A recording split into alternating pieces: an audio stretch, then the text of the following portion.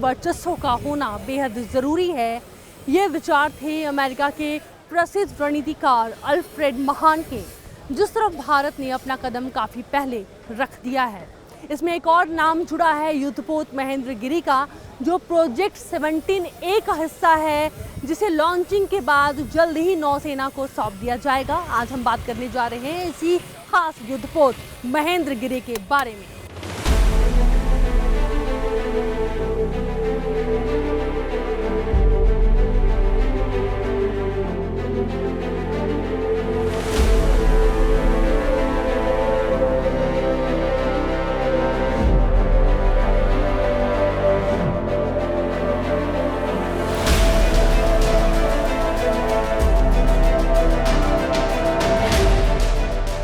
The launch of Mahendragiri is a significant milestone in our maritime history. It is the last of the 7 warships of the Nilgiri class stealth frigates built under Project 17 Alpha. The launch of warship Mahendragiri will mean, and this is some kind of a record, this indicates the pace of progress we are having in the country. This will mean 5 launches of the same class warships in about 15 months. A feat that makes us proud.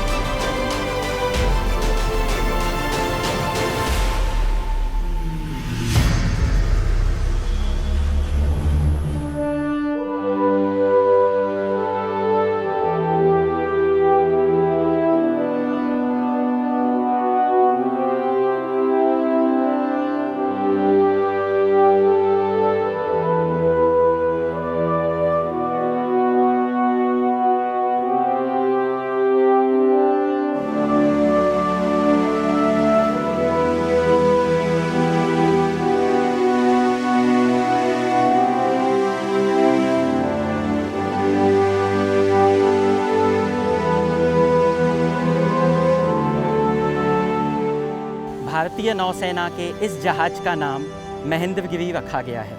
इस जहाज का नाम महेंद्रगिरी भारत के पूर्वी तट पर स्थित पर्वत श्रृंखलाओं के नाम पर रखा गया है।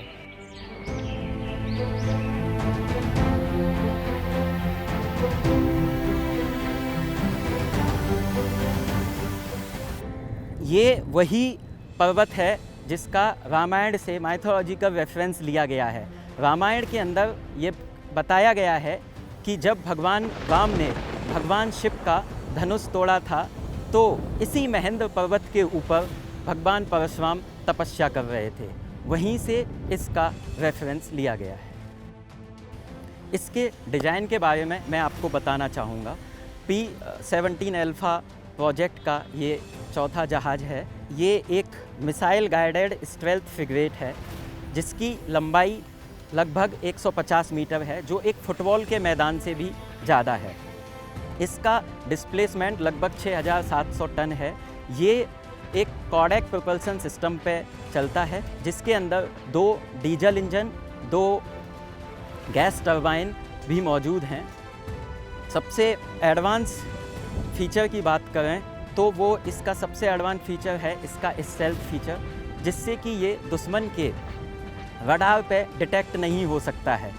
और इस जहाज़ को बनाने में एक इंटीग्रेटेड कंस्ट्रक्शन टेक्नोलॉजी का इस्तेमाल किया गया है, जिससे इस जहाज़ को बनाने की जो समय सीमा है उसको काफ़ी कम कर दिया जाता है।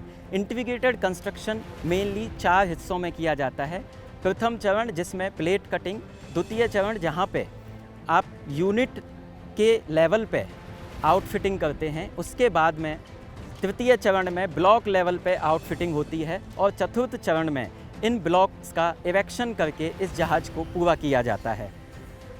इस जहाज़ के स्टेल्थ फीचर्स के अलावा इसमें बहुत ही एडवांस तरीके के हथियार और वेपन्स और सेंसर लगे हुए हैं, जैसे कि surface to surface BrahMos missile, triple tube torpedo launcher, AK-630 main gun SRGM, SRCG, AK-630 और सर्विलेंस के लिए जो सबसे प्रमुख रडार है वो है MF स्टार, जो कि एक मल्टी फंक्शनल सर्विलेंस रडार है।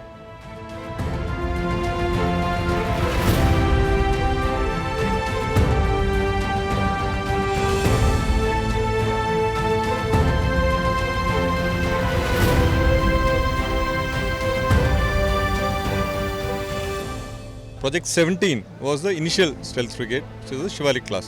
ये उसका follow on है 7 ships. So this is a very potent frigate जिसमें anti air, anti surface, underwater weapons सब कुछ है, और इसमें सब कुछ indigenous है, मतलब 75% indigenous content है, तो देश में बना है, and it can be supported completely in India. 4 ships are being built in Mazagon Dock and 3 ships are being built in Garden Reach, Kolkata. Sir, Bharat में हमारे जो शिप बिल्डर्स हैं वो बहुत तेज़ी में काम कर रहे हैं। अगर मैं इसी चैलेंज की बात करूं तो काफ़ी कम समय लगा है इसे बनाने में, तो आप हमारे जो शिप बिल्डर्स हैं उनके बारे में, जैसे MDL है, GRSC, इनके बारे में क्या कहना चाहेंगे? तो ये शिप बिल्डिंग एज सच एक स्ट्रैटेजिक सेक्टर है, और वॉरशिप बिल्डिंग जो है वो बहुत ही स्ट्रैटेजिक सेक्टर है, क्योंकि हर देश को अपना वॉरशिप का निर्माण करना काफ़ी ज़रूरी है, क्योंकि ये बायर्स नेवी से हम लोग अभी बिल्डर्स नेवी में ट्रांसिशन किया है। तो हमने ये जर्नी तो 1960 से स्टार्ट किया है। तो सबसे पहले we made a small patrol craft Ajay, और उसके आगे लैंडिंग शिप, टैंक और कॉर्वेट, फिर फ्रिगेट और डिस्ट्रॉयर, एयरक्राफ्ट कैरियर तक बन गया। तो और सबमरीन्स भी वैसे ही हम बना रहे हैं। सो इसमें अभी और major shipyards like Mazagon dock, garden reach, Goa shipyard, Cochin shipyard, Hindustan shipyard, they are all quite capable, and because we have been building over a period of time, now they have the confidence and the capability to make contemporary warships for the Navy. Sir, प्रधानमंत्री का जो vision है make in India का, उस तरफ आप नौसेना को कैसे आगे बढ़ते हुए देख रहे हैं? अगर मैं 17A प्रोजेक्ट की बात करूं तो आपने भी बताया कि 75% जो है वो सब कुछ जो सामान है वो स्वदेशी है, लेकिन आगे भी नौसेना कैसे आत्मनिर्भर के नारे को पूरा करी है? सर, आगे भी हमने हमारे नेशनल लीडरशिप को ये कमिटमेंट दिया है कि जैसे भारत देश एक डेवलप्ड कंट्री होगा by 2047, we are also given a commitment that the Bharatiya Nausena will be a fully Atmanirbhar Navy by 2047.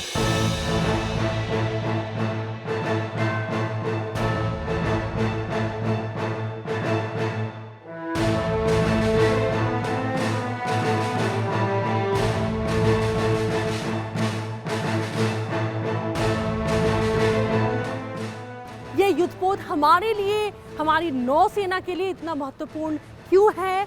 आत्मनिर्भर भारत के तहत इस युद्धपोत का जो निर्माण हुआ है उसका कितना फ़ायदा आने वाले वक्त में नौसेना को मिलने जा रहा है, ये बताने के लिए हमारे साथ मौजूद हैं MDL के CMD संजीव सिंघल। संजीव जी, स्वागत है आपका संसद। सबको नमस्कार एंड अभिनंदन।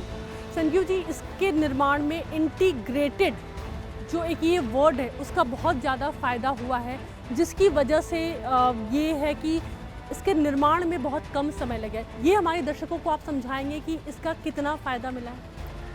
इस प्रोजेक्ट में पहली बार इंटीग्रेटेड कंस्ट्रक्शन मेथोडोलॉजी का इस्तेमाल हुआ है। इंटीग्रेटेड कंस्ट्रक्शन मेथोडोलॉजी का मतलब ये रहता है कि आपके ब्लॉक्स जो हैं वो पैरेलली कंस्ट्रक्ट होते हैं, सीक्वेंशियली कंस्ट्रक्ट नहीं होते, और मल्टीपल लोकेशंस पर एक साथ कंस्ट्रक्ट हो सकते हैं। और जब ये ब्लॉक कंस्ट्रक्शन चल रहा होता है तो उसमें इक्विपमेंट्स एंड आउटफिटिंग का काम भी साथ साथ हो जाता है। और इसके बाद में जब ये सारे ब्लॉक्स एक साथ स्लिप वे पर ला करके ज्वाइन किए जाते हैं तो इसमें एक हमको टाइमलाइंस को कंप्रेस करने का काफ़ी स्कोप मिलता है और डिलीवरीज जल्दी हो सकती हैं। अगर मैं अपने दर्शकों के लिए साधारण शब्दों में बात करूं तो इस युद्धपोत को पार्ट में तैयार किया गया है या। और उन सारे पार्ट को एक साथ जोड़ जोड़ करके। दिया गया है। तो जब आप ताकि पार्ट्स में तैयार करते कम हैं तो आप समय डिफरेंट पार्ट्स एक साथ अलग अलग लोकेशंस पे एक साथ में काम कर सकते हैं। तो सीक्वेंशियल कंस्ट्रक्शन नहीं होता है, पैरेलल कंस्ट्रक्शन होता है। संजीव जी, जो फ्रिगेट्स होते हैं और वॉरशिप होता है, इसमें क्या अंतर होता है? हमारे दर्शकों को अगर आप समझाएं क्या फ़र्क होता है वॉरशिप और फ्रिगेट में, क्या फ़र्क है? प्राण जी, यहाँ तो वॉरशिप का सवाल है, ये सभी वॉरशिप की कैटेगरी में आते हैं। इसमें अगर जो हमारे फ्रंट लाइन प्लेटफॉर्म्स हैं जो कि किसी भी युद्ध में सबसे आगे खड़े होते हैं वो डिस्ट्रॉयर्स खड़े होते हैं और डिस्ट्रॉयर्स के बाद में जो आते हैं वो फ्रिगेट्स आते हैं। तो कंपैरेटिवली डिस्ट्रॉयर्स के कंपैरिजन में अगर देखा जाए तो फ्रिगेट्स का साइज़ कंपैरेटिवली थोड़ा छोटा होता है और वेपन डेंसिटी भी थोड़ी सी कम होती है। जो बड़े एयरक्राफ्ट कैरियर होते हैं हाँ जी। उनसे ये किस तरीके से अलग होता है? देखिए, एयरक्राफ्ट कैरियर का रोल टोटली डिफरेंट है। एयरक्राफ्ट कैरियर में बेसिकली आपके एयरक्राफ्ट्स को कैरी किया जाता है landing and take off purposes के लिए। उनकी युद्धक या मारक क्षमता इतनी नहीं होती।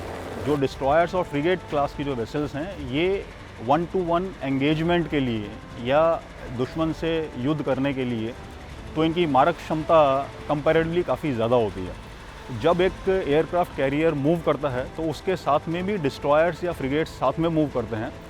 तो जो लड़ाई के लिए सक्षम प्लेटफॉर्म है वो डिस्ट्रॉयर्स और फ्रिगेट्स हैं और जो एयरक्राफ्ट कैरियर है वो बेसिकली उसके ऊपर से आप फ्लाई कर सकते हैं, एयरक्राफ्ट लैंड कर सकते हैं, एयरक्राफ्ट फ्लाई कर सकते हैं।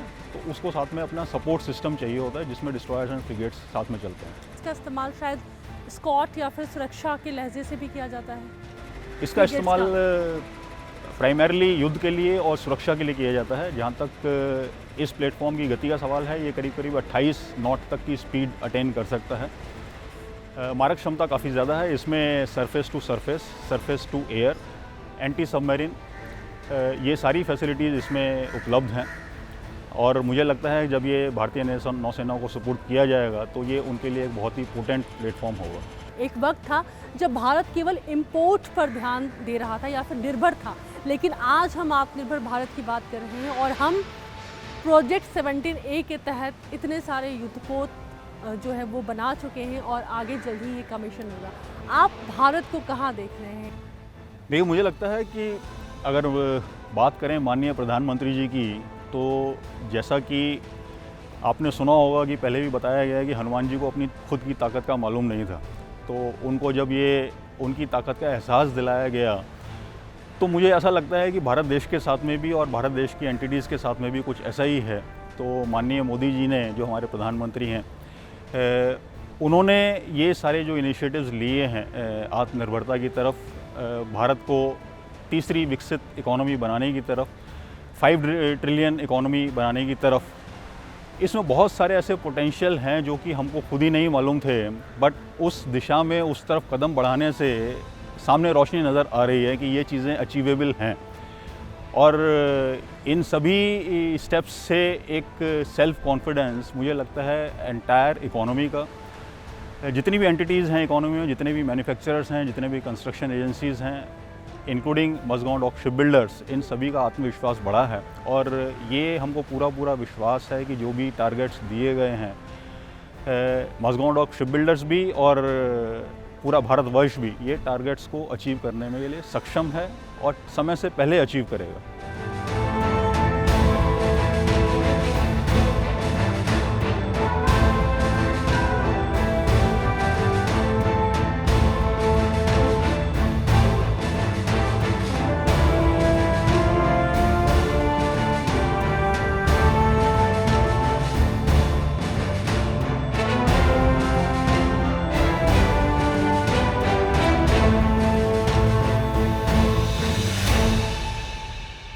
किसी भी युद्धपोत को डिज़ाइन करने के पीछे कई लोगों का हाथ होता है, तब जाकर के वो डिज़ाइन होता है।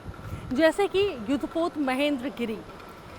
MDL के डिज़ाइन डिपार्टमेंट से इस वक्त अभिनव वर्मा हमारे साथ में डेक पर मौजूद हैं, जो हमें समझाएंगे कि ये पूरा प्रोसेस क्या होता है और इस डेक एरिया की खासियत क्या है। अभिनव जी, स्वागत है आपका संसद टीवी पर। क्या है पूरा प्रोसेस? कागज़ पर सबसे पहले वो डिज़ाइन होता है, उसके बाद आज हमारे सामने पूरा युद्धपोत है उसके बाद इसे कमीशन कर दिया जाएगा। हमें अगर समझाते आप प्रोसेस पूरा। जी हाँ, भारतीय नौसेना जो हमारे क्लाइंट हैं उनकी तरफ से हमें एक ड्राइंग मिलता है, एक प्रिलिमिनरी ड्राइंग्स रहता है जिसके बेसिस पे हम एक डिटेल्ड ड्राइंग बनाते हैं। अगर डिटेल्ड ड्राइंग्स की बात किया जाए तो ये पूरा जहाज़ जो है 150 मीटर की लंबाई में फैला हुआ है। 150 मीटर को अगर आप समझने की कोशिश करेंगे तो इसमें 513 कंपार्टमेंट हैं। एक आसान भाषा में 513 कंपार्टमेंट को समझा जाए तो एक बिल्डिंग है जिसमें 513 रूम्स हैं। हर एक रूम, हर एक कंपार्टमेंट की अपनी एक अहमियत है, एक महत्व है। तो अगर हम कंपार्टमेंट्स में देखा जाए तो आज के डेट में अभी जिस जगह पे हम खड़े हैं उसको एक हैंगर डेक के नाम से जाना जाता है। इसका सबसे जो इम्पॉर्टेंट पर्पस है वो ये है कि यहीं पे आके हमारा जो हेलीकॉप्टर है, जो एक सी किंग क्लास हेलीकॉप्टर है, वो लैंड करता है। P-17 अल्फ़ा एक युद्धपोत है जो एक फ्रिगेट क्लास में आता है। ये एक नए टाइप के कंस्ट्रक्शंस को बढ़ावा दे रहा है जिसको हम इंटीग्रेटेड कंस्ट्रक्शंस के नाम से जानते हैं। फ्रिगेट क्लास का और डिस्ट्रॉयर क्लास में एक सबसे बड़ा डिफरेंस है कि फ्रिगेट क्लास यूज़ किया जाता है स्विफ्ट पर्पस के लिए, मतलब अगर आपको इमीडिएटली कोई रिस्पॉन्स देना है तो इस टाइप के जहाज़ के लिए हमें फ्रिगेट क्लास यूज़ करना पड़ता है। इसकी लंबाई, इसको अगर तेज़ी से जाना हो, किसी भी युद्ध में तुरंत रिस्पॉन्स करना है तो ये सबसे पहला काम हमारा फ्रिगेट का यही होगा। अभी कुछ देर पहले एक प्रोसेस हम यहाँ पर देख रहे थे, इस वेट को कुछ लोग खींच रहे थे। तो जब लॉन्चिंग के वक्त या फिर लॉन्चिंग के समय ये प्रोसेस क्या है? ये जब लॉन्चिंग एक्टिविटीज़ होती है तो एक चीज़ समझिए कि ये जो लॉन्चिंग एक्टिविटीज़ में अभी ये पूरा वेसल्स एक एम्प्टी वेसल्स है। अगर total weight of the ships की बात किया जाए आफ्टर आउटफिटिंग से एवरी सारे आइटम्स इक्विपमेंट्स प्लेस होने के बाद तो अप्रॉक्सीमेटली 7000 टन्स होते हैं। बट अभी हमारे पास कोई भी इक्विपमेंट्स प्लेस नहीं है और हम इसको लॉन्च करना चाहते हैं तो एक सिंपल फिज़िक्स की तरह हम समझने की कोशिश करें। ये एक एम्प्टी वेसल है जो कि अभी पानी में जाएगा और इस पर एक अपवर्ड्स डायरेक्शन में एक फोर्स लगेगा। तो एक जहाज़ की स्टेबिलिटी को बनाए रखने के लिए हम डेड वेट इनिशियली डालते हैं जो कि अप्रॉक्सीमेटली अगर आप यहाँ पे देख पा रहे होंगे तो 6000 6500 kg के रिस्पेक्टिवली यहाँ पे वेट दिया हुआ है। एक और हिस्सा है इस जहाज़ में जिसे कि क्वार्टर डेक कहते हैं। जी क्या उस तरफ हम जा सकते हैं? ज़रूर। इस हैंगर डेक के बिलो कंपार्टमेंट को ही क्वार्टर डेक बोलते हैं और हम चल के देख सकते हैं कि वहाँ पे क्या है।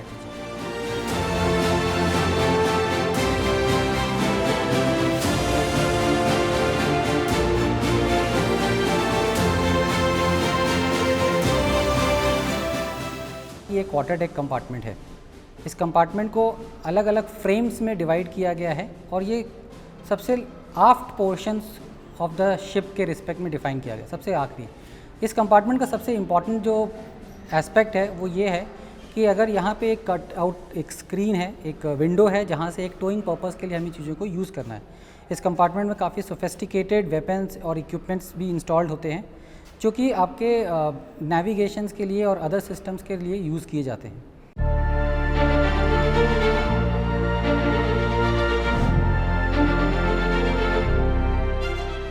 जहाज के उस एरिया में हम आपको लेकर के आए हैं जिसे देखने के बाद आप इसके भव्यता का अंदाज़ा लगा सकते हैं। जानकारियाँ बहुत छोटी हैं लेकिन ये बारीक भी हैं और काफ़ी महत्वपूर्ण है। देखिए कैसे किसी भी युद्धपोत को या जहाज़ को निर्माण करने के दौरान लॉन्चिंग से पहले उसे किस तरीके से संभाल करके रखना होता है, किस तरीके से उसे बांध करके रखना होता है। जब ये पानी में उतरता है तो केवल चंद सेकंड का समय लगता है। अगर मैं बात करूँ इसके हल एरिया की तो ये इसका हल एरिया भी काफ़ी महत्वपूर्ण है और किसी भी जहाज़ को जब डिज़ाइन किया जाता है तो हल एरिया सबसे ख़ास तौर से इसके डायमीटर पर काम किया जाता है। युद्धपोत महेंद्रगिरी का हल बनाने में उपयोग किया जाने वाला स्टील स्वदेशी रूप से विकसित है जिसे कि सेल ने निर्मित किया है और अन्य युद्धपोतों की तुलना में ये कई हद तक काफ़ी उन्नत है और शक्तिशाली हथियारों से और सेंसर पैकेजों से लैस है जो 3 आयाम यानी कि हवा में, समुद्र की सतह पर और समुद्र में पानी के भीतर खतरों को बेअसर करने में सक्षम है। In P-17 Alpha project, more than 13 PSUs we are employing their activities. Here in P-17 Alpha project, more than 13,000 equipments are there. Those equipments we have taken more than 13 PSUs we have taken equipments. Not only that, more than 250 MSE vendors we employed. Not only that, more than 1,000 subcontractors we are using. P17 Alpha project, MDL is the premier design shipyard for this. Entire design, detailed design, we are doing it here. पर्वत महेंद्रगिरी के नाम पर इस युद्धपोत को एक नई पहचान मिली, लेकिन इसकी ताकत का आप अंदाजा ऐसे लगाइए कि जैसा नाम है वैसा ही काम है। अगर दुश्मन सामने हो तो एक बार में 72 रॉकेट इस युद्धपोत से दागे जा सकते हैं और सबसे ताकतवर missile surface to surface BrahMos इस पर तैनात है। और इस युद्धपोत यानी कि INS महेंद्रगिरी का इंतज़ार नौसेना बेसब्री के साथ कर रही है। आज के लिए इतना ही। आप देखते रहें संसद टीवी। नमस्कार।